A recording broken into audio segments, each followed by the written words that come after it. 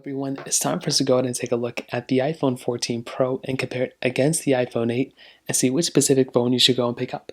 Now, obviously the 14 Pro is better. If you want to pick it up, links are down in the description. You can get them from there. You can also support the channel at the same time. Now, side by side, you can definitely tell there are some key differences between them for sure. The iPhone 14 Pro, which just came out, is a much better looking phone than the iPhone 8, but you do have to give the iPhone 8 some credit. You know, it was some of the iPhone's first time ever getting some things.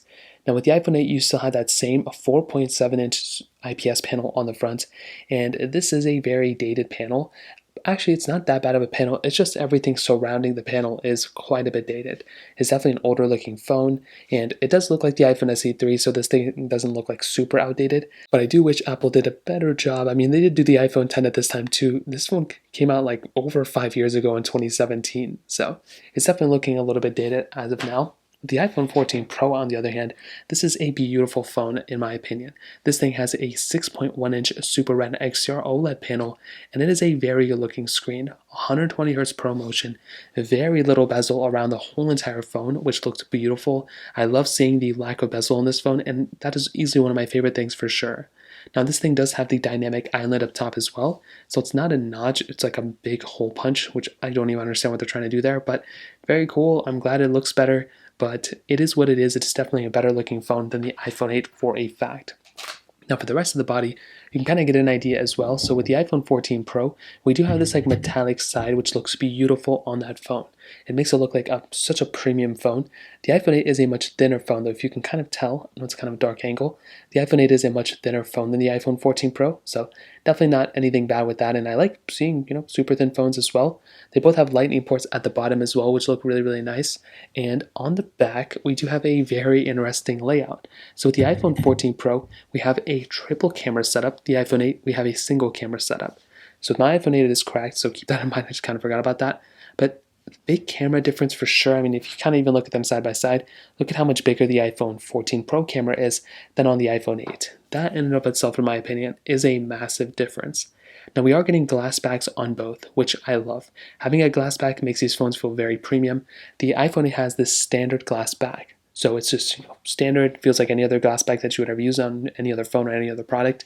The iPhone 14 Pro, on the other hand, has this frosted glass back. Now what is that? It's basically just like a way more premium feeling version of a glass back, and it makes it feel like it makes it feel like $1 million phone, to be honest. There's a big difference here in terms of feeling, but there's also a few similarities. Both have IP certification, both have wireless charging, but the iPhone 14 Pro has MagSafe charging, which is cool. It has 5G, it has dual eSIM, it has so many other things, crash detection, emergency SOS satellite mode. There is a lot of capability and a lot of features coming in from the iPhone 14 Pro over the iPhone 8 in my opinion. So that in and of itself is a really big difference here, and that is honestly why I love the iPhone 14 Pro, and I'm so glad they're making these types of changes. So in terms of that kind of covers it up there. Now, in terms of software and longevity, this is also kind of a big thing as well. I mean, you might already know this, but the iPhone 8, it's not going to be lasting forever, and I don't know how much longer this phone is going to last. I mean, I could probably see this phone lasting maybe another year, and then maybe another year security update, so maybe like another year and a half, honestly. So this thing does not have that long of a lifespan ahead of it, and that is kind of a sad thing. I think the iPhone 8 lasted a good time. It was here for quite a bit of time as well, but the iPhone 14 Pro is definitely going to be outlasting the iPhone 8 any way you look at it. So definitely the 14 Pro is going to be the better one in this specific example. Now let's go and do a speed comparison between both these phones. The iPhone 8 has that Apple A11 Bionic chip inside of it with 2 gigabytes of RAM, where the iPhone 14 Pro has that Apple A16 Bionic chip inside of it with 6 gigabytes of RAM. So let's go and see which one's the faster one between both. Okay, there we go. All the apps are cleared out in the background, so let's get into it. Phone calls, 3, 2, 1. Okay, definitely the iPhone 8 was faster. Music, 3, 2, 1. 14 Pro again is the faster one. iPhone 8 a little bit behind. So you can definitely see right there which one was the faster one. Let's go and do their app stores, 3, 2, 1. A little bit of a pop-up here, but still faster overall, but still got a pop-up here on the iPhone 8 as well. And it was overall a way faster experience. Now, I will say the iPhone 8 is a very smooth looking phone. Like, it's performing actually fairly smooth when I'm scrolling through here. That's not gonna like equal down to everything, but still fairly different. Let's go get into mail, 3, 2, 1. Okay, let's go and hop out of this one. Let's go get into the next one. Let's do camera, 3, 2, 1. Let's go and take a photo. 3, 2, 1.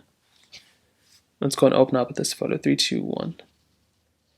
Oh, so I did click on it on the iPhone 8, but it took so long that I didn't even think I clicked on it, which was actually pretty insane. So let's go and hop out of this one. I wish the iPhone 8 wasn't scrolling down every 5 seconds.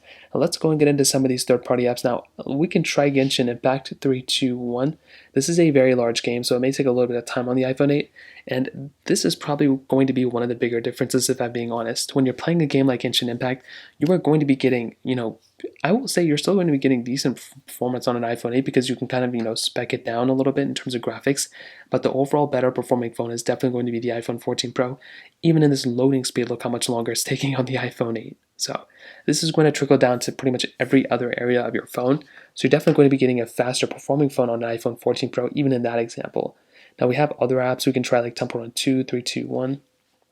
But even games like this, you're still going to be getting better performance pretty much every single way on the iPhone 14 Pro because it's just so much more optimized. And you can even see right here, we had the downloaded content thing. We had this little pop-up now. Like, definitely just by far, you're getting a faster phone on the iPhone 14 Pro than on the iPhone 8. We can try a couple more, but I think we get the idea. Netflix 3, 2, 1. Even on that one, like, it just took a little bit of time, but it's not to knock the iPhone 8. It is what it is. It's not, the biggest deal in the world, but it's one of those things to keep in mind. Facebook 3, 2, 1. Again, iPhone 8 is slower by a little bit. And I mean, we can try another one, but you guys kind of get the idea. Overall, the iPhone 8, for it being this old and still being supported with software, I give it some credit, but the iPhone 14 Pro definitely is far faster than this specific phone. Now, in the camera department, this kind of is also a massive difference for sure as well. I mean, you're getting a triple camera setup on the iPhone 14 Pro wide ultra-wide telephoto lens. The iPhone 8, you're getting a single wide-angle lens. Photos and videos are going to look so much better on the iPhone 14 Pro. 4K at 60 on the front and the back of the 14 Pro. 4K at 60 on the back of the iPhone 8, which is nice. And overall, like I said, I think the iPhone 8, when it first came out, definitely wasn't that bad of a camera, but you do have to give the iPhone 8 a lot of credit for it being kind of the last catalyst until the iPhone XS, iPhone 10, or like, this was a really decent iPhone, I will say, in terms of the camera department. We didn't really have tons of cameras or tons of phones with multiple sensors at that moment. So you still had like zooming in, zooming out. You still had like video mode, slow mode. You still have a square mode as well. So definitely this phone is not like the worst performing camera of all time. I mean, there's definitely been a lot worse phones from other manufacturers as well. But I will say, in every single sense you would ever look at it, the iPhone 14 Pro is just worlds above so many other phones. I will say this may not even be the best camera this year, but compared to all the other iPhones, this is definitely the best, camera on any iPhone. This and the 14 Pro Max. You have the standard video mode, which is nice. You have video mode right there, which I think is set twice. You have cinematic mode, which is portrait mode for video, which is so amazing. All these other modes. I mean, you can just take a moment, just kind of look at all the modes that we have there. And even though it's not as many as Samsung, it's still a really good camera. And that is a massive thing I love about this phone. And to be honest, when I look at the iPhone 14 Pro and I compare it against the iPhone 8, I love the 14 Pro. I think it's a great phone. I also do still think the iPhone 8, it makes the 14 Pro look like that much bigger of an upgrade. When I compare the iPhone 14 Pro to the 13 Pro, the 12 Pro, the 11 Pro, it doesn't really seem like that big of an upgrade. But when I compare it to the 2017 devices, specifically in this case the iPhone 8, it does seem like a really big difference. So that's probably one thing to keep in mind. But otherwise, I would say if you have an iPhone 8, you don't just have to go to an iPhone 14 Pro. You can go up to like an iPhone 13 Pro or iPhone 12 Pro or 11 Pro and still get a really big upgrade as well. So in terms of that kind of covers it up there. If you have any other thoughts or questions, let me know in the comment section below. Hit the like button, that would mean so much, but definitely hit that subscribe button.